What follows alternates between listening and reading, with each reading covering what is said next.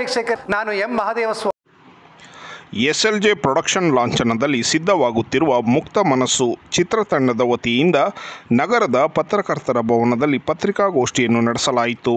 ಪತ್ರಿಕಾಗೋಷ್ಠಿಯಲ್ಲಿ ಮಾತನಾಡಿದ ಸುಪ್ರಸಿದ್ಧ ಸಾಹಿತಿ ಬನ್ನೂರು ಕೆ ರಾಜುರವರು ಮಾತನಾಡಿ, ನಾಡಿನ ಚಲನಚಿತ್ರ ಮಂದಿರಗಳು ಮತ್ತು ದೈನಿಕ ಪತ್ರಿಕೆಗಳು ನಮ್ಮ ಸಂಸ್ಕೃತಿಯ ರಾಯಭಾರಿಗಳಂತಿದ್ದು, ಈಗ ಉಭಯ ಕ್ಷೇತ್ರಗಳು ಇಂದು ಸಂಕಷ್ಟದಲ್ಲಿದ್ದು ಇವುಗಳನ್ನು ಸರ್ಕಾರ ಬಹಳ ಮುತುವರ್ಜಿಯಿಂದ ಉಳಿಸಿಕೊಳ್ಳುವ ಅಗತ್ಯವಿದೆ ಎಂದು ಪತ್ರಕರ್ತರು ಆದ ಖ್ಯಾತ ಸಾಹಿತಿ ಬನ್ನೂರು ಕೆ ರಾಜುರವರು ಹೇಳಿಕೆ ನೀಡಿದರು.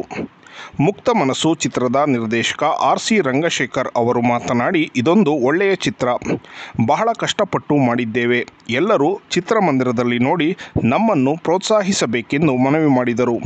ಚಿತ್ರದ ನಾಯಕ ಮೋಹನ್, ನಾಯಕಿ ಮಾನ್ಯ, ನಿರ್ಮಾಪಕ ವೆಂಕಟೇಶ್ ಅವರು ಮಾತನಾಡಿದರು. ಸಹ ನಿರ್ಮಾಪಕ ಬೋರೇಗೌಡ, ಲೋಕೇಶ್, RM ಧೀರ್, ಮಂಜುನಾಥ ಬಿಳಿಕೆರೆ, ಮಹದೇವ ಪ್ರಸಾದ್, ಪವನ್ ದೊರೆ, ಚಂದ್ರು, ಶಶಿಕುಮಾರ್ ಮುಂತಾದವರಿದ್ದರು. ಇದೇ ವೇಳೆ ಮುಕ್ತ ಮನಸ್ಸು ಚಿತ್ರತಂಡದ ವತಿಯಿಂದ ಪತ್ರಕರ್ತರು ಆದ ಖ್ಯಾತ ಸಾಹಿತಿ ಬನ್ನೂರು ಕೆ ರಾಜು ಅವರನ್ನು ಸನ್ಮಾನಿಸಲಾಯಿತು.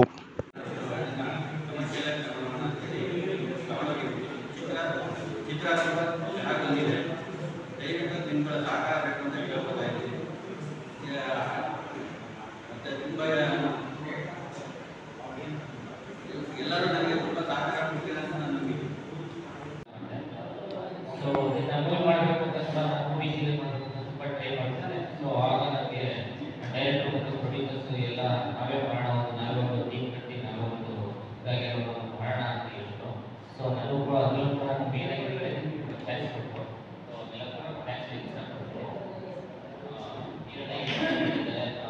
ಒಳ್ಳೆಯ ಪರವಾಗಿ ಸತ್ಯವಾಸ್ತವ ಮತ್ತು ಕ್ಯಾನ್ವಾಸ್ ಕೂಡ ಮಾಡಿದ್ದಾರೆ.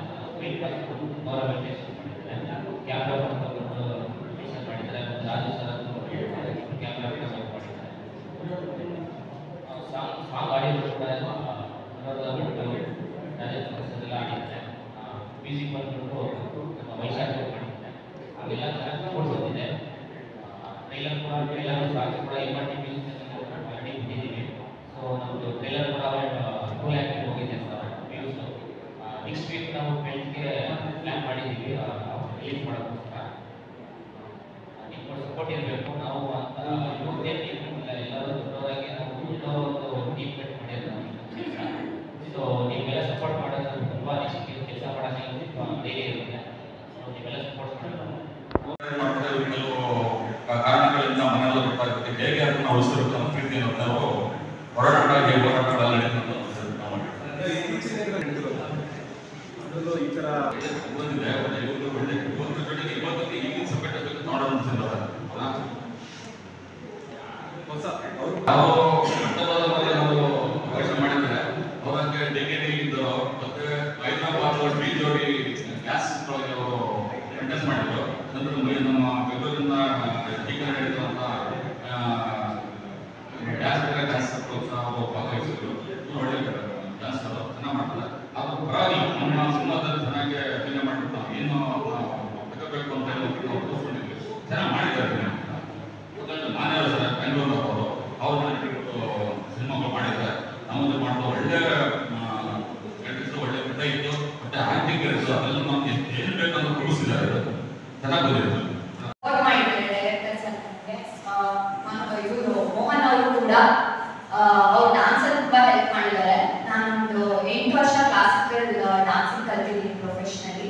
ಬಟ್ ಸ್ವಲ್ಪ ಟಚ್ ಹೋಗಿತ್ತು. ಬಟ್ ಈ ಟೀಮ್ ಬಂದ್ಮೇಲೆ ಸತ್ಯ ಮಾಸ್ಟರ್, ಕ್ಯಾಟ್ ಮಾಸ್ಟರ್ ಎಲ್ಲ ತುಂಬಾ ಸಪೋರ್ಟ್ ಮಾಡಿ ತುಂಬಾ ಚೆನ್ನಾಗಿ ಸಾಂಗ್ಸ್ ಎಲ್ಲ ಬರತರ ಮಾಡಿದ್ದಾರೆ. ಸೊ ಥ್ಯಾಂಕ್ ಯು ಅಂತ ಹೇಳಕ್ ಇಷ್ಟಪಡ್ತೀನಿ. ಸರ್ಗೂ ಅಷ್ಟೇ, DOP ಸರ್ ತುಂಬಾ ಸಪೋರ್ಟಿವ್ ಆಗಿದ್ರು.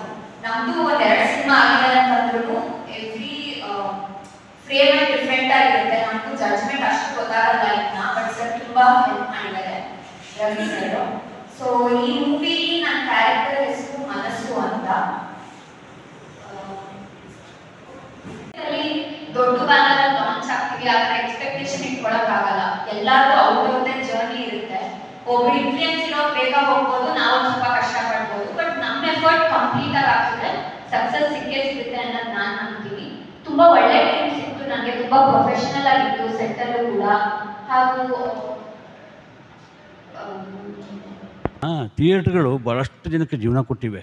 ಅಂದರೆ ಆ ಸಬ್ಸಿಡಿಗೋಸ್ಕರ ಸಿನಿಮಾ ಮಾಡ್ತಾರೆ ಕೆಲವರು. ಆ ಸಬ್ಸಿಡಿಗೋಸ್ಕರ ಸಿನಿಮಾ ಮಾಡಿಕೊಂಡು ಅದಕ್ಕೇನು ಬೇಕಾಗಿಲ್ಲ, ಸಿನಿಮಾ ರಿಲೀಸ್ ಆಗಿದೆ, ಸೆನ್ಸಾರ್ ಆಗಿರಬೇಕು, ಯಾವುದಾದ್ರು ಒಂದು ಥಿಯೇಟ್ರಲ್ಲಿ ಒಂದು ಸರ್ಟಿಫಿಕೇಟ್ ಬೇಕು, ಈ ಪಿಕ್ಚರು ಈ ಸಿನಿಮಾ ಬಿಡುಗಡೆ ಆಗಿದೆ ಅಂತ. ಅದೊಂದು ಸರ್ಟಿಫಿಕೇಟ್ ಇಟ್ಕೊಂಡ್ರೆ ಸಾಕು. ಎಷ್ಟೋ ಇದೆ ಈಗ, ಅದು ಮೂರು ವಿಭಾಗ ಮಾಡವ್ರೆ, ಲಕ್ಷಾಂತರ ರೂಪಾಯಿ ಅವ್ರ ಸಿನಿಮಾಕ್ಕೆ ಏನು ಖರ್ಚು ಮಾಡಿರ್ತಾರೋ ಅದು ಡಬಲ್ ಸಬ್ಸಿಡಿ ಬಂದ್ಬಿಡುತ್ತೆ. ಈಗೆಲ್ಲ ದಂಧೆಗಳು ನಡೀತಾವೆ. ಈಗ ಈ ಎಲ್ಲ ದಂಧೆಗಳನ್ನೂ ಕಡಿವಾಣ ಆಗ್ತಾಗ ಇಂಥ ಸಣ್ಣ ನಿರ್ಮಾಪಕರು, ಸಣ್ಣ ಕಲಾವಿದರುಗಳು ಇವುಗಳು ದೊಡ್ಡದಾಗಿ ಬೆಳೆಯೋದಕ್ಕೆ ಅನುಕೂಲ ಆಗುತ್ತೆ. ಇವ್ರ ಆಸೆಗಳು ಸಾವಿರ ಇರ್ಬೋದು, ಆಸೆಗಳು ತಕ್ಕ ಹಾಗೆ ಸ್ಪಂದಿಸಬೇಕು ಸಮಾಜ. ಮೊದಲು ನಾನು ಮತ್ತೆ ಹೇಳ್ತೀನಿ, ಥಿಯೇಟ್ರ್ಗಳನ್ನ ಉಳಿಸತಕ್ಕಂಥ ವ್ಯವಸ್ಥೆಯನ್ನು ಮಾಡಬೇಕು. ಸಣ್ಣ ಪ್ರೊಡ್ಯೂಸರ್ಗಳಿಗೆ ಅವ್ರ ಬಡ್ಜೆಟ್ಗೆ ತಕ್ಕ ಹಾಗೆ ಅವ್ರಿಗೆ ಸರ್ಕಾರ ಸಹಾಯಧನಗಳನ್ನ ಕೊಡಬೇಕು. ಈಗ ಒಂದು ಸಿನಿಮಾ ಮಾಡಿದ್ದಾರೆ, ಕೂಡಲೇ ಇವರು ಸರ್ಕಾರಕ್ಕೆ ನೋಡ್ತಾರೆ, ಇದಕ್ಕೇನು ಕೊಡಬೇಕು, ಸರ್ಕಾರ ಸಬ್ಸಿಡಿ ಕೊಡಬೇಕು. ನಿಮ್ಗೆ ಇನ್ನೊಂದು ವಿಚಾರ ಗೊತ್ತಿಲ್ಲ, ತೀರೋಗ್ಬಿಟ್ರು ಮೊನ್ನೆ 7 ವರ್ಷ ಆಯಿತು, CV ಶಿವಶಂಕರ್ ಅಂತ, ಕೇಳಿದ್ದೀರಾ ಅಂತ ಅಂದ್ಕೊಂಡಿದ್ದೀನಿ. ಶ್ರೀವಂತನಾದರೂ ಕನ್ನಡ ನಾಡಲ್ಲಿ ಮೆರವೆ ಅಂತೇಳಿ ಅವನು ಸಿನಿಮಾ ಮಾಡ್ದ, ಕನ್ನಡ ಕುವರ ಅಂತ. ಈಗ ಸತ್ತು ಹೋದರು, ಬಿಡುಗಡೆನೂ ಆಗಲಿಲ್ಲ. ಎಂಥ ಪ್ರೊಡ್ಯೂಸರ್ ಗೊತ್ತೇ ಅವರು, ಎಂಥ ಡೈರೆಕ್ಟ್ರು. ಆ ಕನ್ನಡ ಕುವರ ಇಡೀ ಕರ್ನಾಟಕದ ಸಾಂಸ್ಕೃತಿಕ ಜಗತ್ತನ್ನು ಅನಾವರಣಗೊಳಿಸುತ್ತೆ. ಸರ್ಕಾರವೇ ಅಂಥ ಸಿನಿಮಾಗಳನ್ನ ಪರ್ಚೇಸ್ ಮಾಡಿ ಬಿಡುಗಡೆ ಮಾಡಬೇಕು. ಅದು ಕೂಡ ಅಷ್ಟೇ. ಸಿರಿವಂತನಾದರೂ ಕನ್ನಡ ನಾಡಲ್ಲಿ ಮೆರವೆ ಅಂತ ಬರ್ದನಲ್ಲ ಹಾಡು, ಆ ಸಿನಿಮಾ ಕೂಡ ಬಿಡುಗಡೆ ಆಗಲೇ ಇಲ್ಲ. ಹಾಡು ನಮ್ಗೆ ಎಷ್ಟೋ ಜನಕ್ಕೆ ಗೊತ್ತಿಲ್ಲ, ಹಾಡು ಕೇಳ್ತಾರೆ ಎಷ್ಟು ಚೆನ್ನಾಗಿದೆ ಅಂತಾರೆ, ಆದರೆ ಆ ಸಿನಿಮಾನೇ ಬಿಡುಗಡೆ ಆಗಿಲ್ಲ. ಇಂಥ ಅಧ್ವಾನಗಳೆಲ್ಲ ನಮ್ಮ ಕನ್ನಡ ಚಿತ್ರ ಜಗತ್ತಿನಲ್ಲಿ ನಡೀತಾ ಇದೆ.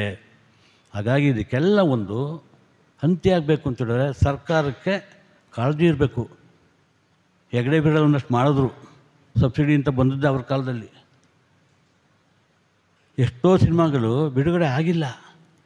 ಸಣ್ಣ ಪುಟ್ಟ ಸ್ಟಾರ್ಗಳು ಹೇಳ್ತಾರೆ, ದೊಡ್ಡ ಸ್ಟಾರ್ಗಳು. ಅಂಬರೀಷ್ ಪಿಕ್ಚರ್ ಬಿಡುಗಡೆ ಆಗಿಲ್ಲ. ಕರ್ಣನ ಸಂಪತ್ತು 35 ವರ್ಷ ಆದಮೇಲೆ ಬಿಡುಗಡೆ ಆಯಿತು. ಬಿಡುಗಡೆ ಆಗೋ ವಿಷ್ಣುವರ್ಧನ್ ಪಿಕ್ಚರ್ ಇನ್ನೂ ಬಿಡುಗಡೆ ಆಗಿಲ್ಲ. ಭಾಳಷ್ಟು ಸಿನಿಮಾಗಳಿವೆ. ಹಾಗಾಗಿ ದೊಡ್ಡ ಸ್ಟಾರ್ಗಳ ಕಥನೆ, ದೊಡ್ಡ ನಿರ್ಮಾಪಕರ ಕಥನೆ ಹೀಗಾಗಿದೆ. ಇದಕ್ಕೆ ಥಿಯೇಟರ್ ಸಮಸ್ಯೆ. ಥಿಯೇಟರ್ಗಳನ್ನ ಉಳಿಸ್ಕೊಂಡು ಮತ್ತು ಕಲಾವಿದರುಗಳನ್ನ ಬೆಳೆಸ್ತಕ್ಕಂತಹ ನಿರ್ಮಾಪಕರನ್ನು ಸಿನಿಮಾ ಮಾಡೋಕ್ಕೆ ಮುಂದೆ ಯಾರು ಬರೋಲ್ಲ. ಈ ಥರ ಆದಾಗ ಎಲ್ಲಿ ಮಾಡ್ತಾರೆ? ಈಗ ಇವರು ಹೇಳ್ದೇ ಇರ್ಬೋದು, ನನಗೆ ಗೊತ್ತು, ಎಷ್ಟು ಸಾಲ ಮಾಡ್ಕೊಂಡಿರ್ತಾರೆ. ಡೈರೆಕ್ಟ್ ಇರ್ಬೋದು, ಅವ್ರು ಎಲ್ಲನೂ ಸಂಘಟನೆ ಮಾಡಿ ಇವರು ಯಾರೋ ರಿಲೇಟಿವ್ ಇರ್ತಾರೆ, ನಮ್ಮ ಹುಡುಗ ಸಿನಿಮಾ ಮಾಡ್ತಾಯಿದ್ದಾನೆ, ಡೈರೆಕ್ಟರ್ ಮಾಡ್ತಾಯಿದ್ದಾರೆ, ನಾವೆಲ್ಲ ಸಪೋರ್ಟ್ ಮಾಡೋಣಪ್ಪ ಅಂದ್ಕೊಂಡು ಎಲ್ಲರೂ ಸಪೋರ್ಟ್ ಮಾಡ್ತಾರೆ. ಎಲ್ಲಿ ತನಕ ಈ ಸಿನಿಮಾ ಕ್ಲಿಕ್ ಆಗಬೇಕು, ಆ ಕೈ ಹಿಡಿತಾರೆ. ಮತ್ತೆ ಇಲ್ಲೇ ಇವ್ರು ಮುಳಿಕೊಬಿಟ್ರೆ, ಹಾಗಾಗಿ ನಮ್ಮ ಸಾಂಸ್ಕೃತಿಕ ಲೋಕ ಇಂಥವ್ರನ್ನ ಮುಳುಗಿಸ್ಬಾರ್ದು, ತೀರಿಸ್ತಕ್ಕಂಥ ವ್ಯವಸ್ಥೆ ಆಗಬೇಕು. ಹಾಗಾಗಿ ಹೇಳಿ ಸರ್.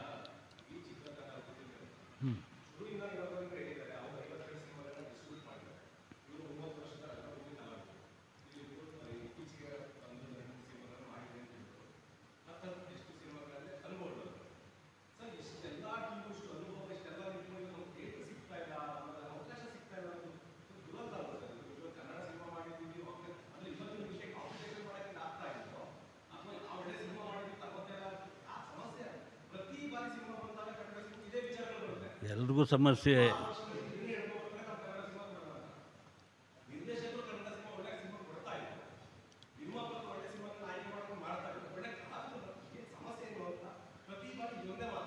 ಇದು ಬೆಕ್ಕಿಗೆ ಗಂಟೆ ಕಟ್ಟುವವರು ಯಾರು ಅಂದಾಗೆ ಇವರು ಈ ಸಿನಿಮಾ ಮಾಡಿದಾರಲ್ಲ, ಗ್ರೇಟ್. ಇವರು ಗಾಂಧಿನಗರಕ್ಕೆ ಕಾಲಿಕ್ಕಾಗಲ್ಲ, ದಂಧೆ ಮಾಡ್ತಾರೆ, ಎದುರಿಸ್ತಾರೆ.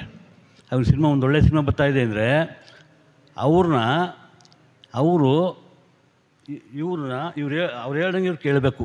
ಇಂಥ ವ್ಯವಸ್ಥೆಗಳೆಲ್ಲ ಇವೆ.